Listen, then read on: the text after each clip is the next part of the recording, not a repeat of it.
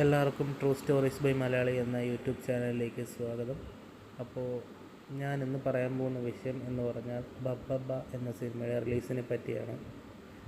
ഇതിനെപ്പറ്റി ഒരുപാട് റൂമേഴ്സ് പുറത്ത് നടക്കുന്നുണ്ട്. ഇപ്പോൾ തന്നെ ഞാൻ പോപ്പ് പ്രീമിയർ എന്ന് പറയുന്ന ഒരു യൂട്യൂബ് ചാനലിലെ വീഡിയോ കണ്ട ശേഷമാണ് ഈ വീഡിയോ ചെയ്യുന്നത്. ഒരുപാട് പേര് ഈ ഒരു കേസിൻ്റെ കാരണത്താൽ ഈ സിനിമ കാണില്ല എന്നൊക്കെ പറയുന്നതിനെപ്പറ്റി ഞാൻ കേട്ടായിരുന്നു. ഓക്കെ, അതെല്ലാം നിങ്ങളുടെ ഇഷ്ടമാണ്, അത് നിങ്ങളുടെ വ്യക്തിപരമായ സ്വാതന്ത്ര്യമാണ് അതെല്ലാം. പക്ഷേ നിങ്ങൾ ഒരാളെ മാത്രം സപ്പോർട്ട് ചെയ്തുകൊണ്ട് ഒരിക്കലും സംസാരിക്കരുത് എന്നാണ് എനിക്ക് പറയാനുള്ളത്. കോടതിക്ക് തെറ്റ് പറ്റിയിട്ടുണ്ടെങ്കിൽ അത് അവർ അപ്പീൽ പോയി സുപ്രീം കോടതിയിലേക്ക് കേസ് പോകും. അതിൽ ആരുടെ ഭാഗത്താണോ ശരി അവർ തന്നെ വിജയിക്കുകയും ചെയ്യും.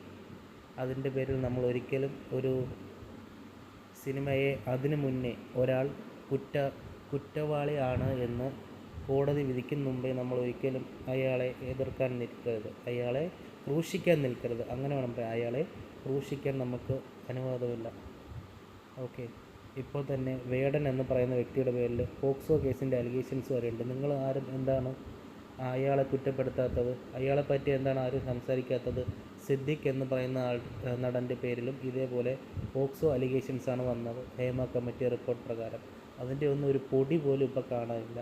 അതുപോലെ തന്നെ പല പ്രമുഖ നടന്മാരുടെ പേരിലും ഇതേപോലുള്ള അലിഗേഷൻസ് വന്നു. അതിനെപ്പറ്റിയൊന്നും ആർക്കും സംസാരിക്കാനുമില്ല, ഒന്നും പറയാനുമില്ല.